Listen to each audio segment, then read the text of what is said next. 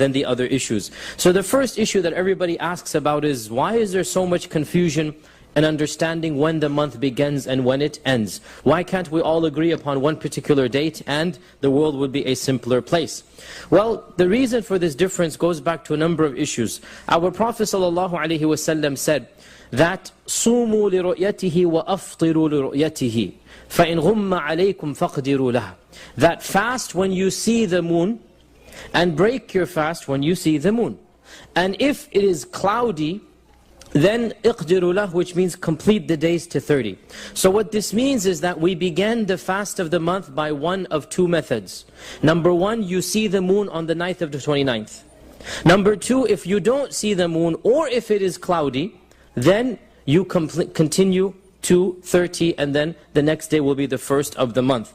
And the scholars have differed, and we don't have to get into the difference. Does it require one or two witnesses? Some scholars said one witness is enough, some said two. This is beyond the scope of this class. But things would be easy had it not been complicated by two issues.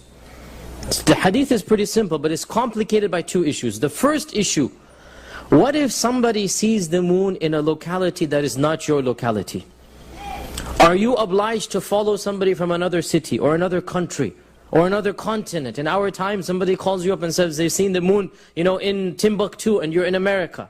Are you obliged to follow somebody else, or is every community restricted to its own visual sighting? This is the first difference of opinion, and this difference of opinion goes back to the earliest of times.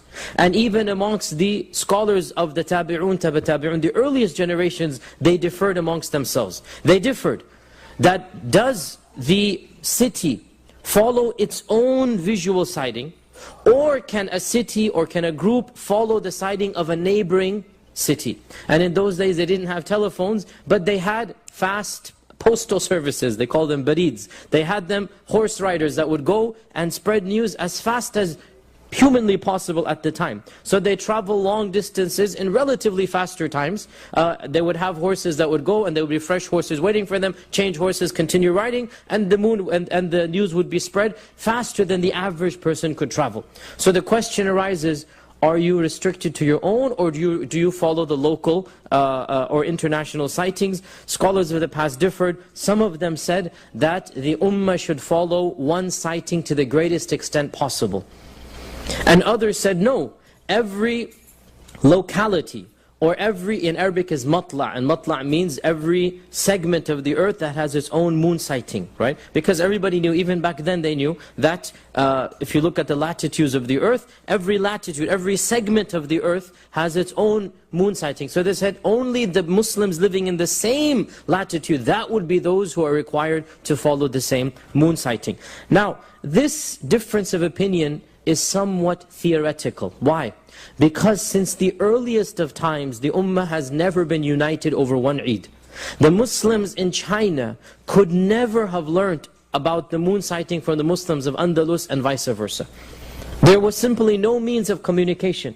For over 13 centuries or 12 centuries, the Muslims have never been united over the beginning and ending of the Eid, and this has never caused any problems.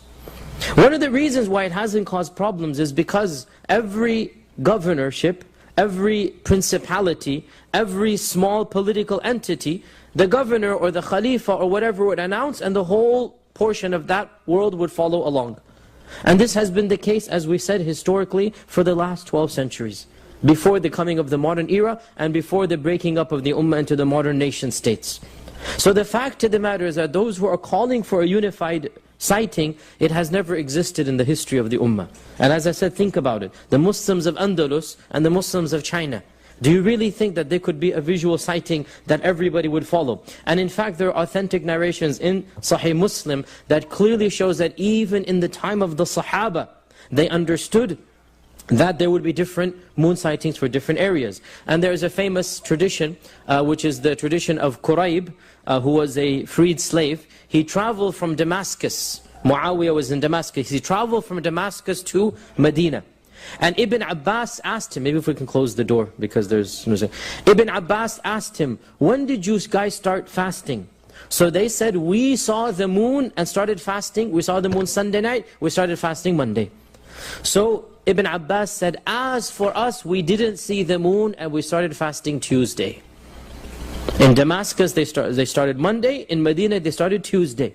And Ibn Abbas said, and we're not going to change what our Prophet ﷺ told us, because he's the one who told us, fast when you see the moon, and break your fast when you see the moon. And if you don't see it, complete 30 days. We completed 30, you guys completed 29, and this was the way it was.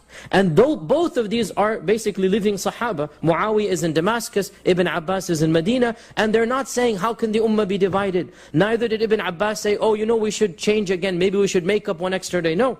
They understood that Damascus has its own sighting, Medina has its own sighting, and no big deal whatsoever. Now, of course, in our times, the issue is complicated, because Qurayb came to Ibn Abbas maybe 2 weeks after the beginning of the month. Ibn Abbas did not get this information the first night of the month. He got it in the middle of the month. And therefore, there's not much he can do other than to say maybe make up a day. In our times, we don't have that problem. Immediately, instantaneously, the internet tells us that the moon has been spotted in such and such a country. And we have this information at our footsteps immediately. And to complicate matters, we don't have a united political entity in North America. Unlike in Saudi Arabia, in Pakistan, in Mauritania, there is a united body, a political government that is Islamic in nature, and therefore when they declare Eid, the Muslims by and large follow. And if somebody goes against this, there's such a minority, the government has declared it on a particular day, and therefore there is no or very little ikhtilaf. Well, the problem comes in North America, and in the Western world, there is no united authority. There is no one governing body.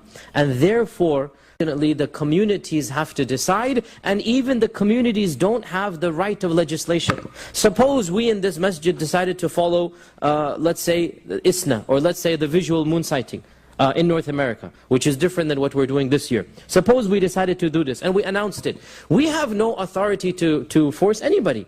There is no legal weight as a minority in a secular democracy, and there are positives and negatives to that. There is no legal enforcement, and therefore, every Muslim has to follow his or her own conscience in this regard. There's nothing we can do other than tell you this is our opinion. Now, in my humble opinion, the strongest fiqh opinion would be that every country, or every matla' they call it, every single region should have its own visual sighting.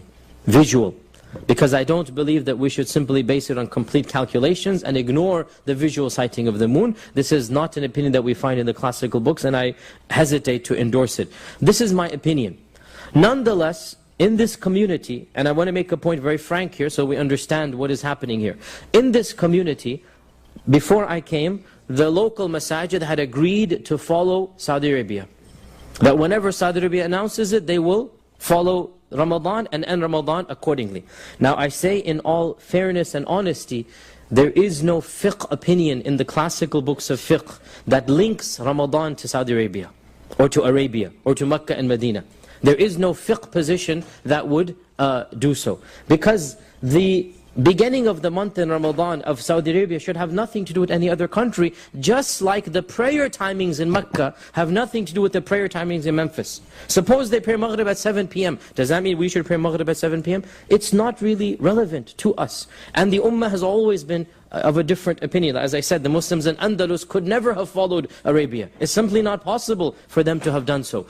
Nonetheless, because this community of Memphis, Tennessee has been united on its beginning and end of the month, then I believe that for the sake of this unity, we should ignore these differences of fiqh and come together as a community, because our Prophet ﷺ said, Yadullahi ala al-jama'ah, that Allah's blessings and Allah's hand basically is over the congregation, over the jama'ah. And therefore, if the community has been united, and it has been united, and this is a blessing for the Memphis community. If you look at many other cities in North America, they are not united. And the same city would have multiple Eids, each one of which is 5,000, 10,000. You go to New York, you go to Chicago, you go to Los Angeles, you even go to Houston, which used to be united until recently. And you find massive congregations on Eid day of different days. And one year in Houston, we had 3 Eids, each of which had thousands of people, tens of thousands thousands of people. 3 Eids, Monday, Tuesday, Wednesday.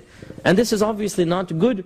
And therefore, because this community of yours has been united, even though I personally don't like following this position of following Saudi Arabia, because it's not relevant to our fiqh and to our moon sighting, nonetheless, there is a hadith in Sunan al-Tirmidhi in which the Prophet ﷺ said that صَوْمُكُمْ يَوْمَ تَصُومُونَ وَفِطْرُكُمْ يَوْمَ تَفْطُرُونَ, that your fasting is considered to be the day you begin your fasting, and your fitr is the day that you have your Eid. Now what does this mean? What the Prophet ﷺ is consoling us is, look, even if you made a mistake, suppose somebody saw the moon, and some madhab say you need 2 people minimum, and he says, no, I swear I saw the moon, but there was no 2 witnesses, so the community will say no. Later on we discover there was another witness, he didn't come forward. What should we do? Let's say, for example, the Prophet ﷺ saying, look, if you made a mistake, don't worry about it. Your Sawm is the day you all begin to fast. And your fitr, your Eid, is the day you all break your fast. It's a beautiful hadith which should give us consolation. That even if there's a mistake in this regard, inshallah Allah will overlook it, and the fact that the community has come together and they are fasting together and breaking their fast together, inshallah this is great. One day we hope that we can change the position of this community and make it for national moon sighting. This is the position I strongly believe in, that we should all visually see the moon in our national locale, not just in Memphis, but anybody in America or Canada, if they see the moon, I say that this is the position we should follow, and this is the position of many bodies. One year ICNA did it, another year the moonsighting.org. This is the position of many scholarly bodies, and I would say the majority of the Muslims of North America are beginning to follow this position. Maybe one day, even in this community, we can implement it. Until that happens, alhamdulillah, the fact that we are united is a great thing, and therefore we leave it at that.